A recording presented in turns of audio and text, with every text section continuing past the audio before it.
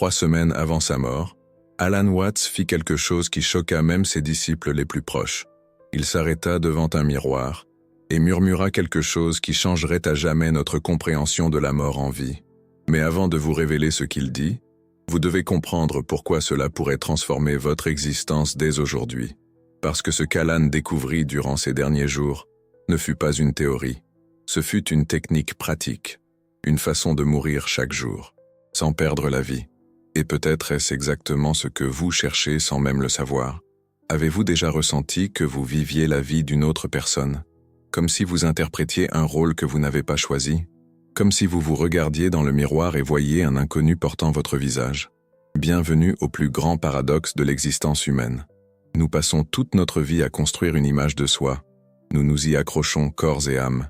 Mais c'est précisément cette même identité qui nous emprisonne, qui nous fait souffrir, qui nous maintient petits. Alan Watts le savait mieux que personne. Il passa des décennies à étudier l'art de mourir à soi-même, non pas comme un concept philosophique abstrait, mais comme une pratique quotidienne, comme un outil de libération réelle. Et aujourd'hui, vous allez découvrir exactement comment il faisait. Mais il y a une chose que presque personne ne vous dit à propos de mourir à soi-même. C'est que votre mental résistera. Il se battra. Il inventera 1000 excuses pour que vous n'expérimentiez pas, parce qu'il le sait.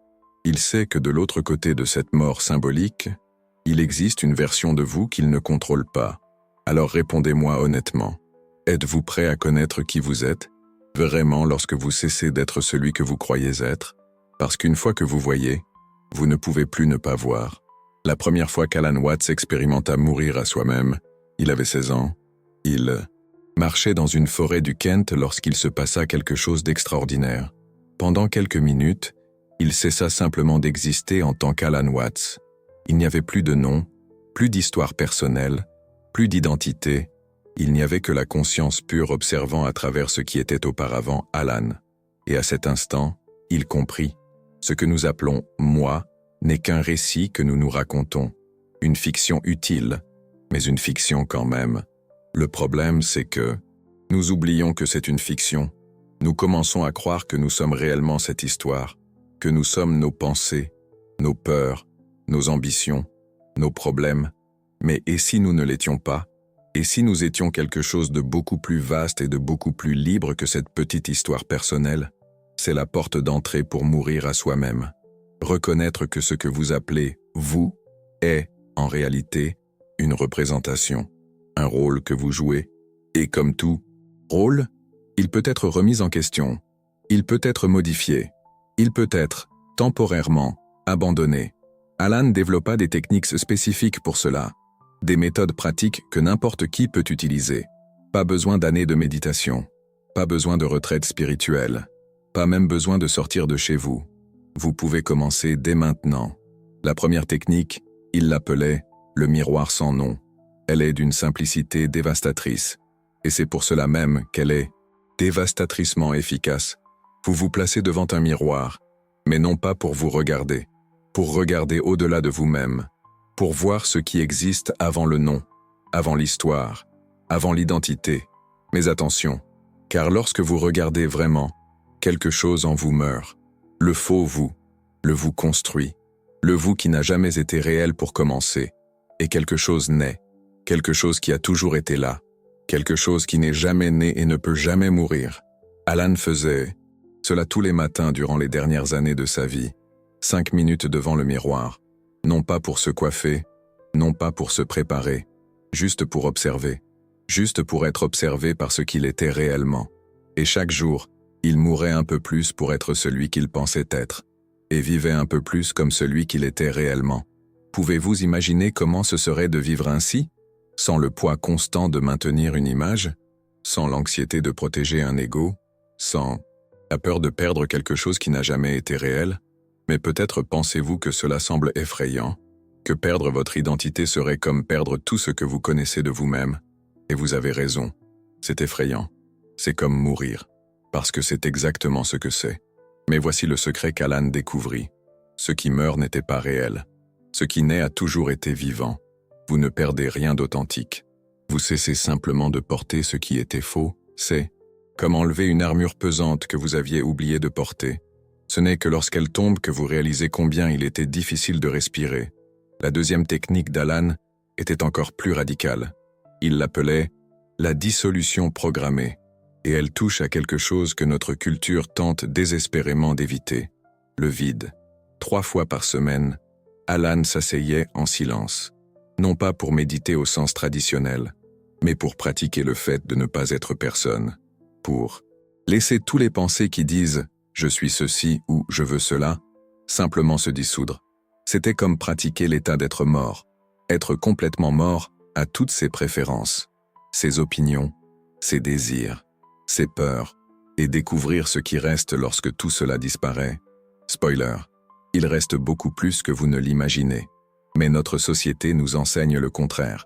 Elle nous enseigne que nous sommes nos opinions, nous sommes nos goûts, nous sommes nos objectifs, nous sommes notre carrière, nous sommes notre historique sur Instagram.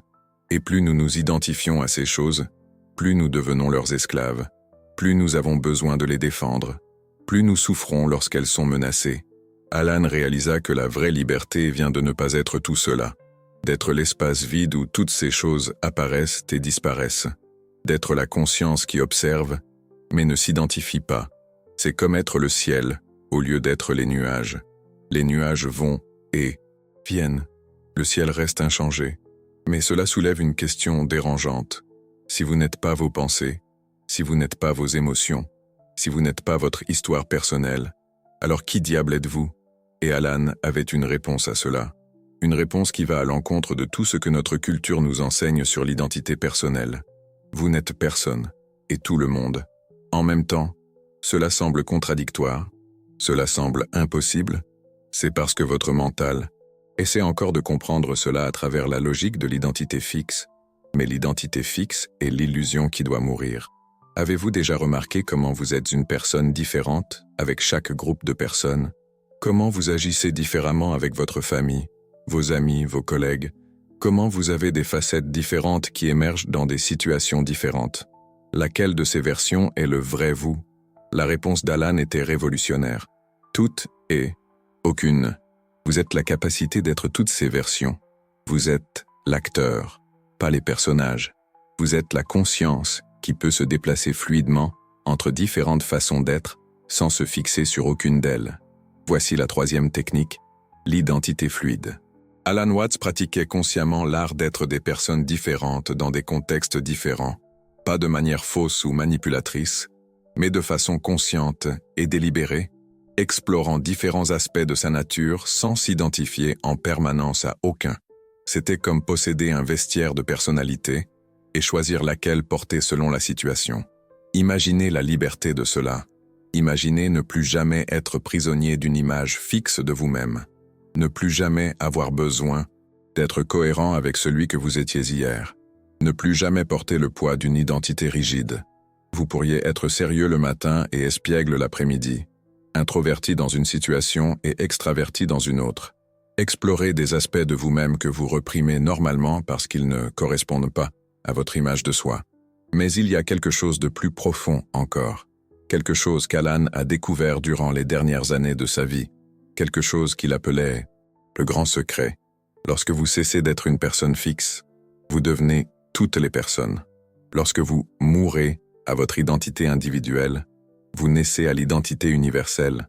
Vous commencez à sentir qu'il n'y a pas de différence réelle entre vous et toute autre personne, que toute séparation est illusoire, qu'au niveau le plus profond, il n'existe qu'une seule conscience s'exprimant à travers des milliards de corps différents. C'est comme découvrir que vous n'êtes pas une vague séparée dans l'océan. Vous êtes l'océan lui-même, prenant temporairement la forme d'une vague. Et lorsque vous savez cela, lorsque vous le savez vraiment, la peur de la mort disparaît, parce que vous réalisez que vous n'êtes jamais né et ne pouvez jamais mourir. Vous avez toujours été et vous serez toujours, simplement en changeant de forme. Comme l'eau qui devient glace, qui devient vapeur, qui devient pluie, toujours la même essence, toujours en transformation. Mais peut-être vous. Demandez-vous comment cela s'applique à la vie pratique. Comment cette philosophie profonde peut vous aider avec vos problèmes réels, vos factures, vos relations, vos ambitions. Et Alan avait une réponse à cela aussi.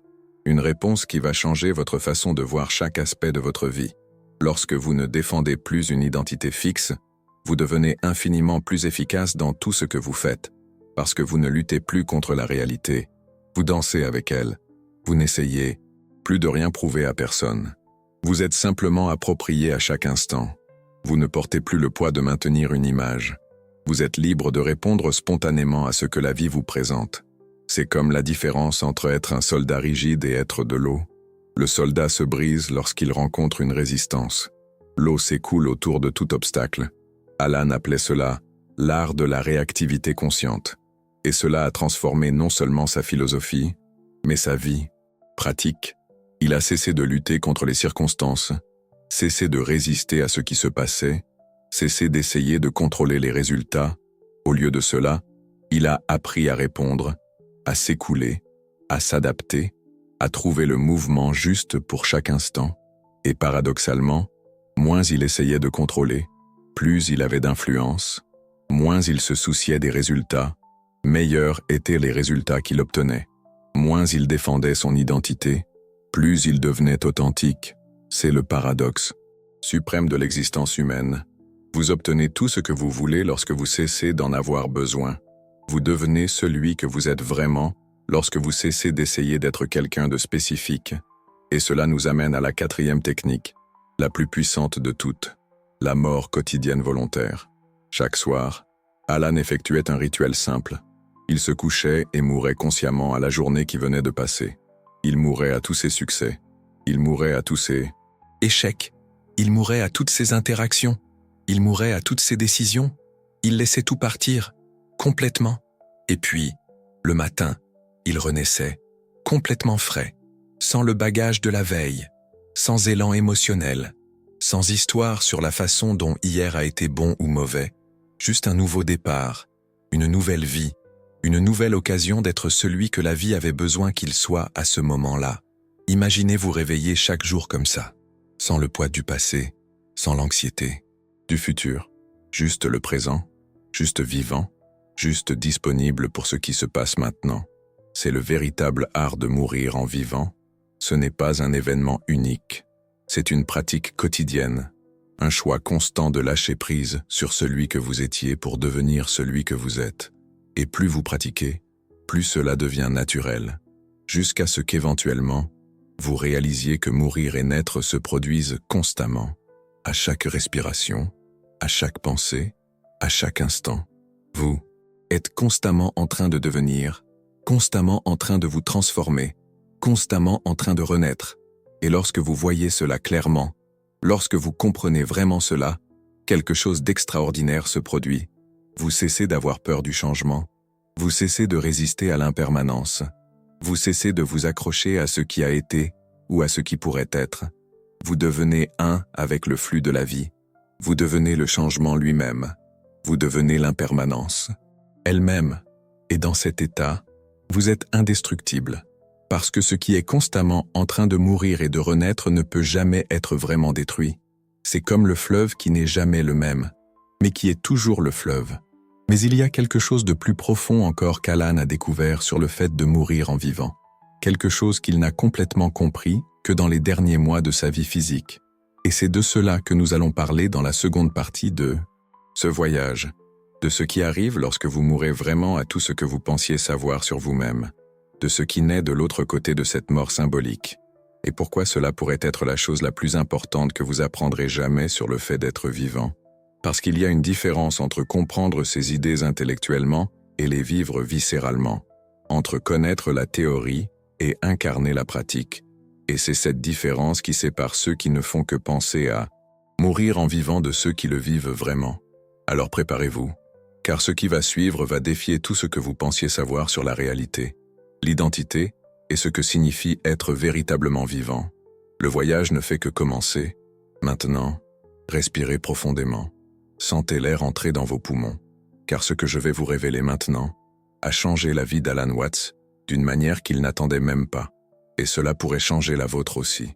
Au cours des 6 derniers mois de sa vie, Alan a découvert quelque chose qui l'a choqué, quelque chose qui contredisait tout ce qu'il avait enseigné sur le fait de mourir en vivant. Il s'est rendu compte qu'il avait eu tort pendant des décennies, pas complètement tort, mais en manquant le point essentiel, il mourait à son ego, il se dissolvait consciemment, il pratiquait le détachement, mais il le faisait toujours en tant qu'Alan Watts. Il était toujours quelqu'un qui pratiquait le fait de mourir en vivant. Et puis il a eu une perception dévastatrice.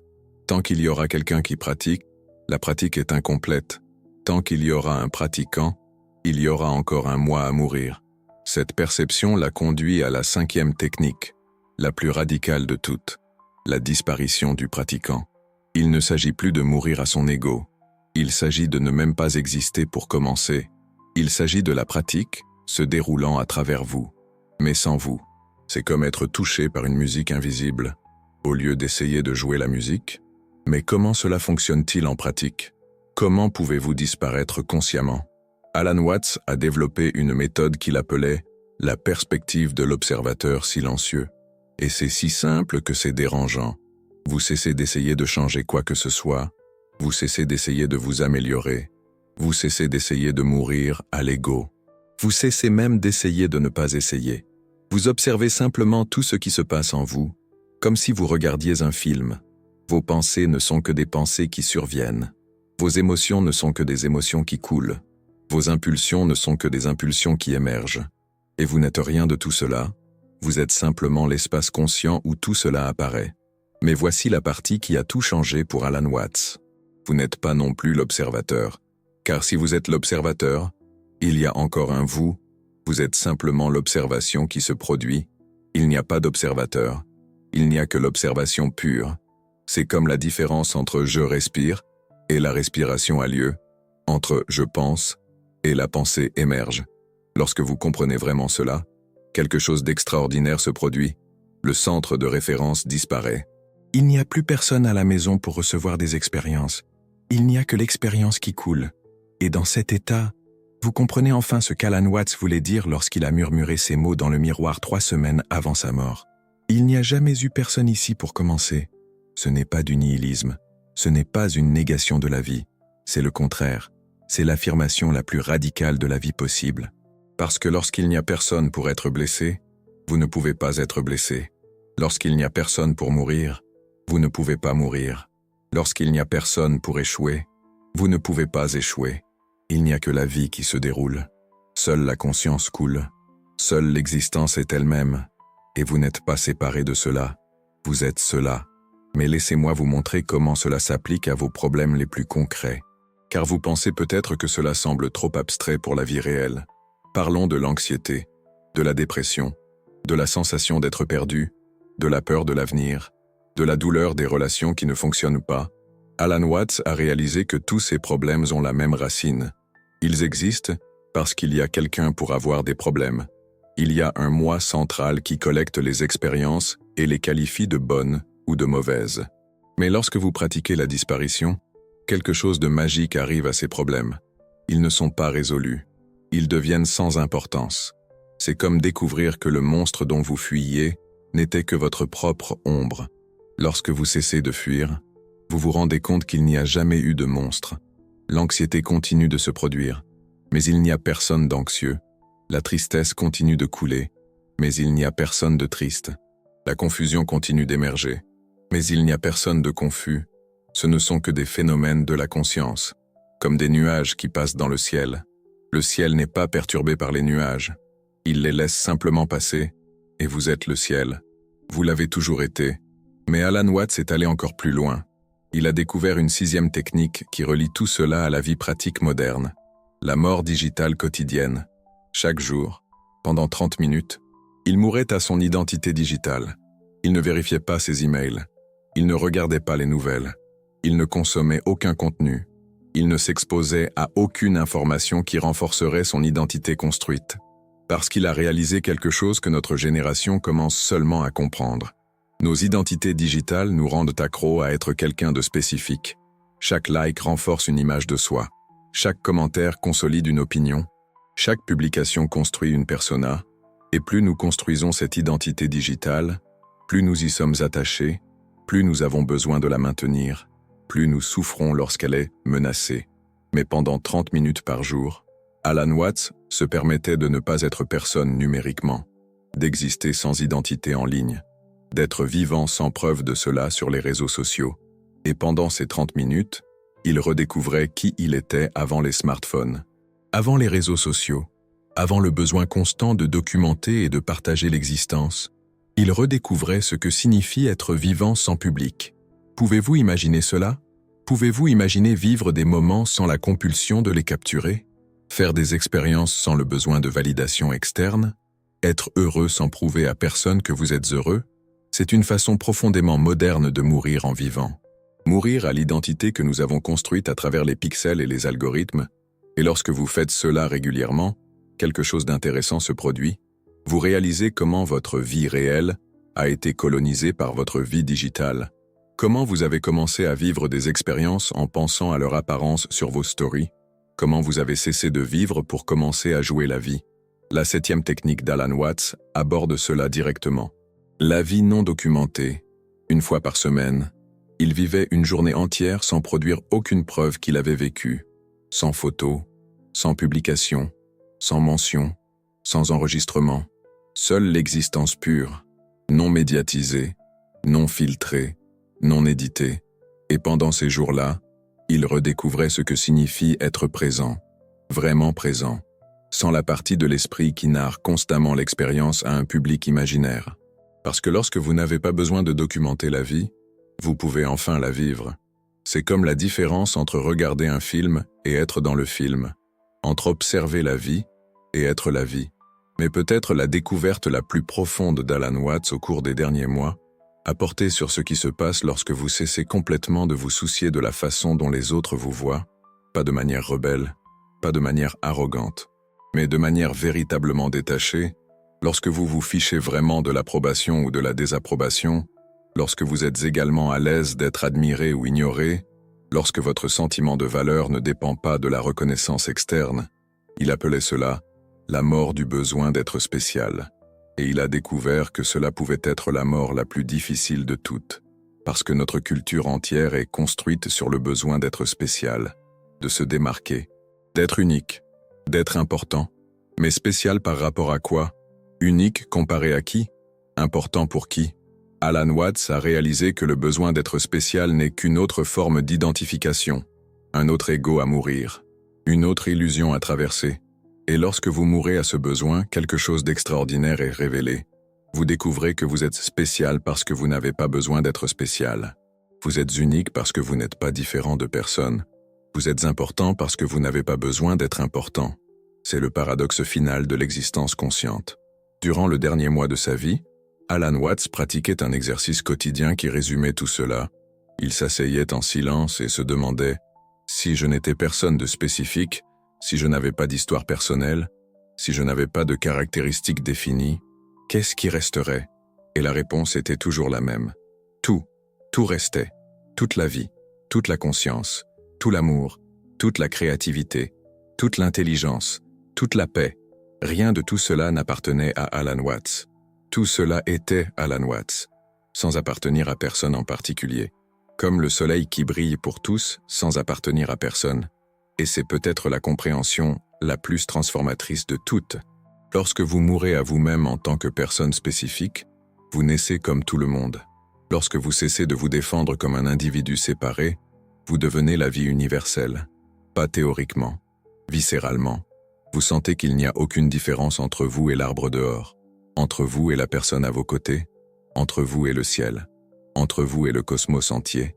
Non pas parce que vous vous êtes élargi, mais parce que vous avez disparu, et ce qui a toujours été là est devenu évident. Vous avez toujours été tout. Vous ne le saviez pas simplement parce que vous étiez trop occupé à être quelqu'un de spécifique. Mais laissez-moi vous donner quelque chose de pratique à emporter d'ici, car peut-être vous demandez-vous, « Ok, c'est beau philosophiquement, mais comment cela change-t-il ma vie concrète ?» Et Alan avait une réponse finale à cela. Lorsque vous comprenez vraiment qu'il n'y a personne là, vous cessez de gaspiller de l'énergie à défendre qui vous n'êtes pas. Vous cessez de gaspiller votre vie à essayer d'impressionner les autres. Vous cessez de souffrir des critiques ou de devenir accro aux éloges. Toute cette énergie que vous utilisiez pour maintenir une image devient disponible pour vivre. Toute cette attention que vous utilisiez pour vous inquiéter de la façon dont vous êtes perçu devient libre pour percevoir ce qui se passe vraiment. Toute cette tension que vous portiez en essayant d'être cohérent avec une identité se dissout dans une spontanéité naturelle, et vous devenez infiniment plus efficace, infiniment plus présent, infiniment plus aimant, non pas parce que vous avez essayé de devenir ces choses, mais parce que vous avez cessé d'essayer d'être autre chose. C'est comme nettoyer un miroir. Vous n'ajoutez pas de clarté. Vous supprimez simplement ce qui empêchait la clarté qui a toujours été là. Dans ses derniers jours de vie physique, Alan disait avoir finalement compris la différence entre mourir dans la vie et mourir pour la vie. Mourir dans la vie, c'est transcender l'ego en maintenant la conscience. Mourir pour la vie, c'est réaliser qu'il n'y a jamais eu d'ego à transcender. Il n'y a jamais eu personne pour mourir. Il n'y a jamais eu de séparation à résoudre. Il n'y a toujours eu que cela. Cette conscience, cette vie, ce moment, cet amour sans objet. Et vous n'avez toujours été qu'un nom temporaire pour cela. Le matin où il est mort physiquement, Alan a écrit une dernière note. Une phrase qui résume tout son voyage avec la mort dans la vie. J'ai découvert que je ne suis pas né. Par conséquent, je ne peux pas mourir. J'ai toujours été ce qui sera toujours. Et vous aussi. Ce n'est pas une croyance, ce n'est pas une philosophie, ce n'est pas une théorie spirituelle. C'est ce qui reste lorsque vous cessez de croire que vous êtes quelqu'un de spécifique. C'est ce qui se révèle lorsque vous mourrez complètement à toutes vos histoires sur vous-même. Et c'est disponible pour vous maintenant, pas lorsque vous vous améliorerez, pas lorsque vous apprendrez plus, pas lorsque vous pratiquerez pendant des années. Maintenant, parce que mourir dans la vie n'est pas quelque chose que vous faites, c'est quelque chose que vous cessez d'empêcher. Vous cessez d'empêcher en n'étant personne. Vous cessez d'empêcher en n'ayant pas d'histoire. Vous cessez d'empêcher en n'ayant pas besoin d'être spécial. Et ce qui a toujours été là devient impossible à ignorer. La vie vivant elle-même à travers ce que vous appeliez vous. Alors, lorsque vous aurez fini d'écouter cela, essayez. Pendant 5 minutes, pratiquez le fait de ne pas être personne. N'ayez pas d'opinion. N'ayez pas de préférence. N'ayez pas d'identité. Observez simplement ce qui reste. Et si vous découvrez qu'il reste plus que vous ne l'imaginiez, si vous sentez qu'il y a quelque chose d'indestructible derrière toutes vos identifications temporaires, alors vous avez compris. Vous avez compris pourquoi Alan Watts a consacré sa vie à enseigner l'art de mourir en vivant. Parce que de l'autre côté de cette mort se trouve la vie que vous avez toujours été. Mais vous étiez trop occupé à être une autre personne pour le remarquer. Et cette vie n'a pas de fin. Elle n'a pas de début. Elle n'a pas de problème. Elle n'a pas de limite. Elle eut simplement, et vous êtes elle. Vous l'avez toujours été. Vous l'avez juste oublié pendant un temps. Bienvenue de retour.